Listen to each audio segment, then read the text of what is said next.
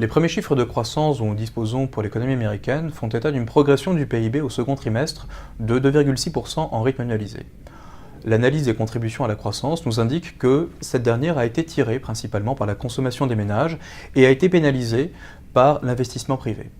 La caractéristique principale de ce cycle de croissance aux États-Unis ne tient pas par sa longueur, car nous avons déjà constaté des cycles aussi longs dans l'histoire, mais tient tout simplement à l'absence de progression des prix et absence de progression des salaires par ailleurs. Au mois de juillet dernier, l'économie américaine a créé près de 209 000 emplois, ce qui dénote de la bonne tenue du marché du travail outre-Atlantique. En parallèle, le taux de chômage est resté stable à 4,3%, ce qui est compatible avec son niveau structurel.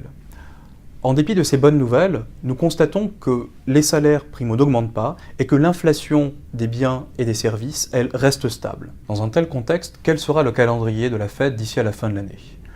Nous anticipons pour le mois de septembre des annonces relatives à la diminution de la taille du bilan de la Banque centrale.